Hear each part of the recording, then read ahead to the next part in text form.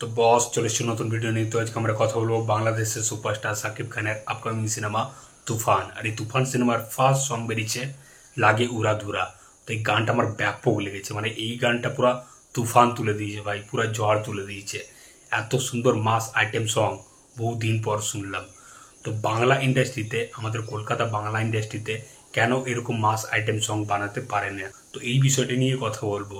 তো আমাদের কলকাতার টলিউড ইন্ডাস্ট্রিতে মিউজিক ডিরেক্টরের অভাব আছে এই মুহূর্তে। যেরকম মিউজিক ডিরেক্টরগুলো এখন রিসেন্ট টাইমে কাজ করছে, অনুপম রায় বা আরও যেসব মিউজিক ডিরেক্টরগুলো কাজ করছে, তারা কিন্তু একজনও মাস কমার্শিয়াল সিনেমার মিউজিক ডিরেক্টর না। মাস কমার্শিয়াল সিনেমার মিউজিক ডিরেক্টর আলাদা হয়, আর আর্ট সিনেমার মিউজিক ডিরেক্টর আলাদা হয়। তো মাস কমার্শিয়াল সিনেমার মিউজিক ডিরেক্টর বলতে আমরা বুঝি জিৎ গাঙ্গুলিকে। জিৎ গাঙ্গুলি যেসব, মানে একটা টাইমে যেসব গানগুলো আমাদেরকে দিয়েছিল, পাগলুর মতো গান, ভজ গৌরাঙ্গ দেবের সাথে, জিতের সাথে আওয়ারা, মানে ওই সব গানগুলোকে বিট করা খুবই মুশকিল বাংলাতে। তো বাংলাতে মিউজিক ডিরেক্টরের অভাব আছে। জিৎ গাঙ্গুলি সিনেমা থেকে, মানে এখন তো প্রায় তাকে দেখতেই পাওয়া যায় না, খুবই কম সিনেমাতে তাকে দেখতে পাওয়া যায়। হয়তো বছরে একটা সিনেমা করে, আমার যতদূর মনে হয়।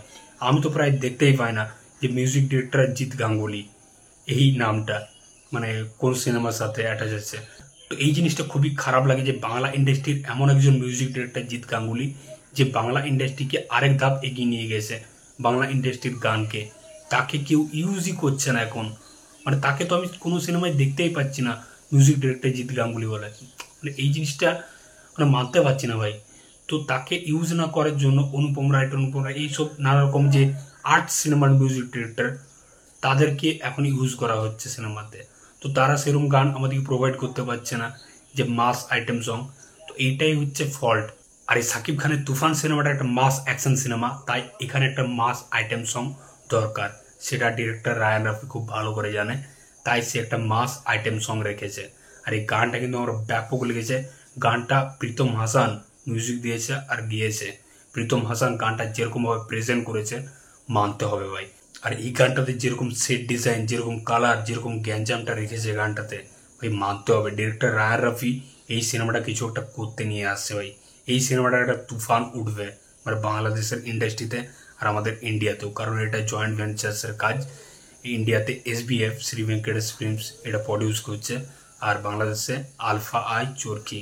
তো এই সিনেমাটা নিয়ে আমি খুবই এক্সাইটেড সত্যি বলতে, কারণ এটা বাংলাদেশের সিনেমা হলেও আমার মনে হয় যে এটা আমাদেরই সিনেমা, কারণ এখানে আমাদের ইন্ডিয়ার SBFও আছে, যুক্ত আছে। তো এই সিনেমাটি নিয়ে আমি খুবই মুখিয়ে আছি। দেখা যাক, সিনেমাটা আসছে ঈদে, মানে এই সেকেন্ড ঈদটাতে। দেখা যাক সিনেমাটা ব্যাপক কিছু হতে চলেছে ভাই। তো তোমাদের এই গান নিয়ে কি মতামত আর এই মিউজিক ডিরেক্টর নিয়ে কি মতামত অবশ্যই কমেন্ট করে জানাও।